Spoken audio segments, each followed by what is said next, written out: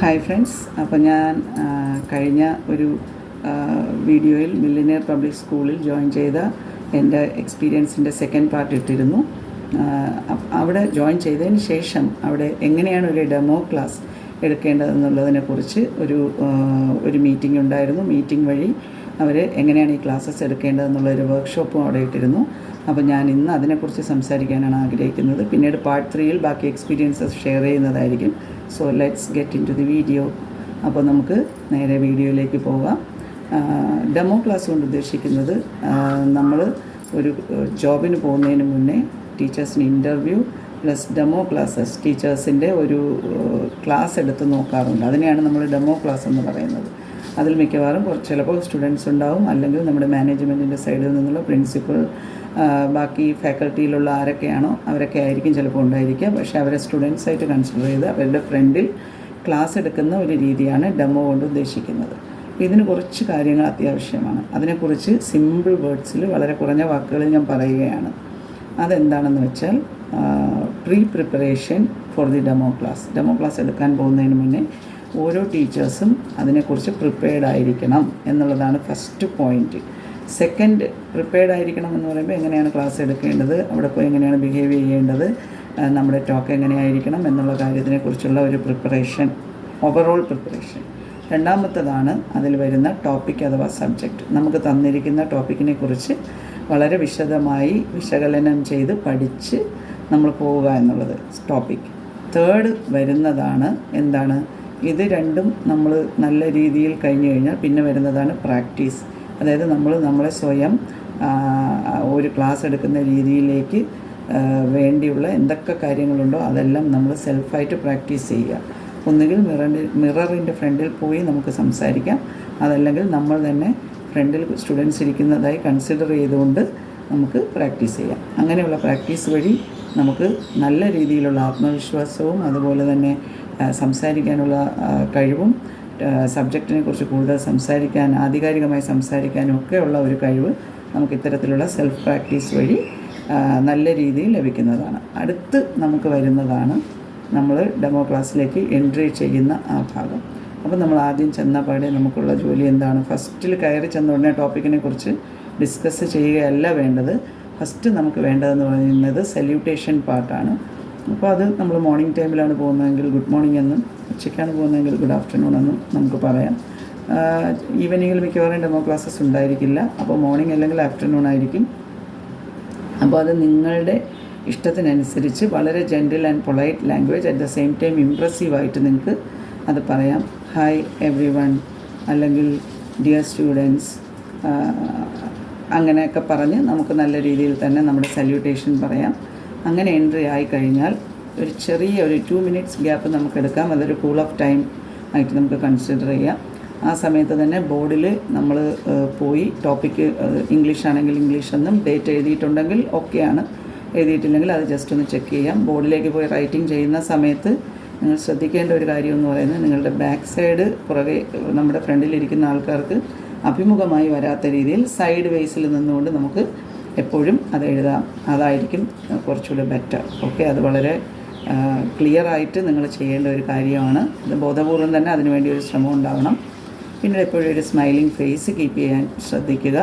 ടെൻഷനോ സ്ട്രെസ്സോ ഒന്നും നമ്മളവിടെ എടുക്കേണ്ട കാര്യമില്ല. Whatever you have to do, nothing else you can do more about it.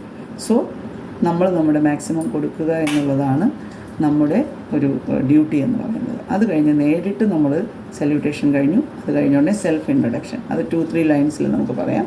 നമ്മുടെ പേര് പറഞ്ഞുകൊണ്ട് നമ്മൾ എന്താണ് അവിടെ ചെയ്യാൻ പോകുന്നത് എന്നുള്ളത് കൂടി അതിൻ്റെ കൂടെ ചേർത്ത് പറയുകയാണെങ്കിൽ അത് വളരെ അഭികാമ്യമായിരിക്കും.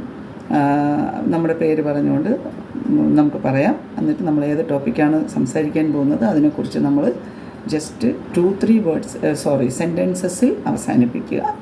അത് കഴിഞ്ഞ് ഒരു ചെറിയ പോസ് എടുക്കാം. അത് കഴിഞ്ഞ് നമുക്ക് പോസ് എടുക്കുന്ന സമയത്ത് നിങ്ങൾക്ക് വേണമെങ്കിൽ ക്ലാസ് മൊത്തം ഇങ്ങനെ ഒന്ന് നടക്കുന്നത് പോലെയോ ഒക്കെ ചെയ്യാം, അല്ലെങ്കിൽ അവിടെ തന്നെ ഒന്ന് മൂവ്മെൻറ്റ് ചെയ്യാം. അത് കഴിഞ്ഞ് നിങ്ങൾ ചെയ്യേണ്ടതാണ് ടോപ്പിക്സിനെ കുറിച്ചുള്ള, അടുത്ത് നമുക്ക് ടോപ്പിക്കിലേക്കാണ് വരേണ്ടത്.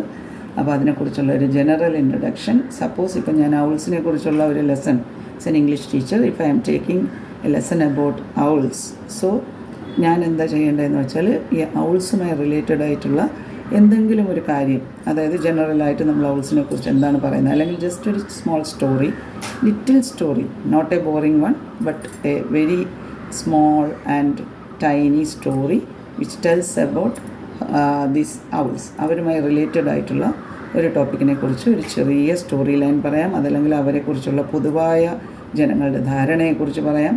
So it's all about you how to explain that topic nicely. അപ്പോൾ അത് പറഞ്ഞു കഴിഞ്ഞാൽ നിങ്ങൾക്ക് പിന്നെ കുറച്ചുകൂടെ ഈസി ആവും. നിങ്ങൾ ഇതൊക്കെ സംസാരിക്കുന്ന സമയത്ത് നിങ്ങളൊരു ഐ കോണ്ടാക്റ്റ് മെയിൻറ്റെയിൻ ചെയ്യാൻ പർട്ടിക്കുലറായിട്ട് ശ്രദ്ധിക്കേണ്ടതാണ്. ഐ കോണ്ടാക്റ്റ് എന്ന് പറയുമ്പോൾ അത് നമ്മുടെ ആത്മവിശ്വാസമാണ് കാണിക്കുന്നത്. നമ്മൾ പറയാതെ അവരോട് പറയുകയാണ് we are much confident about ourselves എന്നുള്ളത്.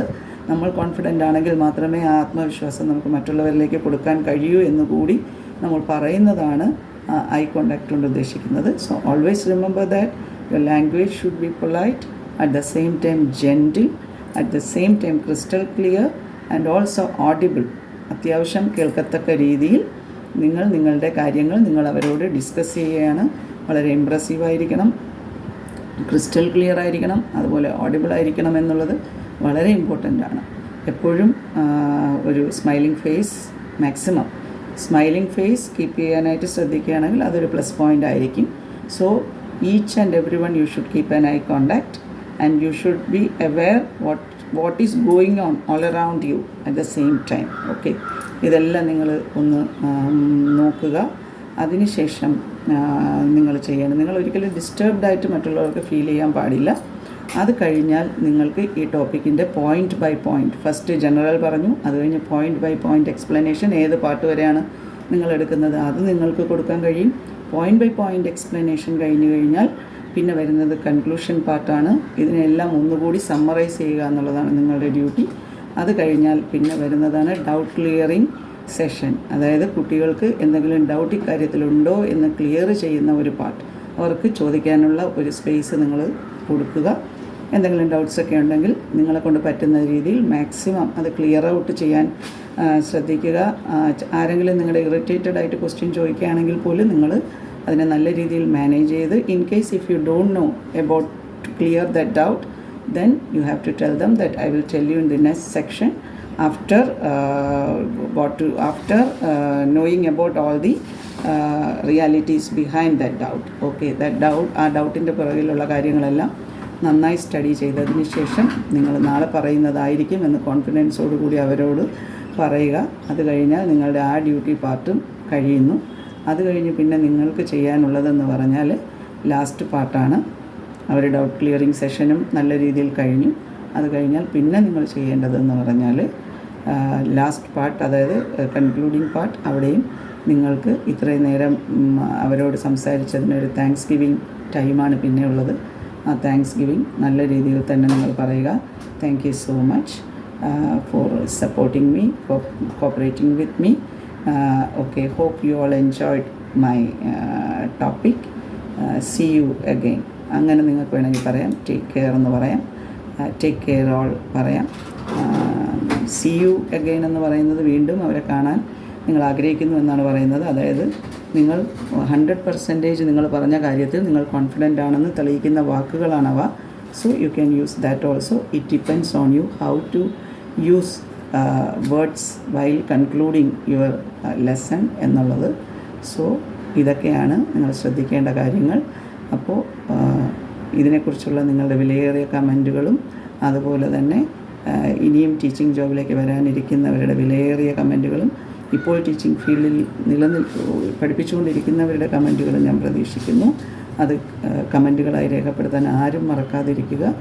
എല്ലാവരും കമൻറ്റ് ചെയ്യുക. അതുപോലെ തന്നെ ഇഷ്ടമായ ലൈക്ക് ചെയ്യാനും മറക്കാതിരിക്കുക. അപ്പോൾ thank you all. See you again. Love you all.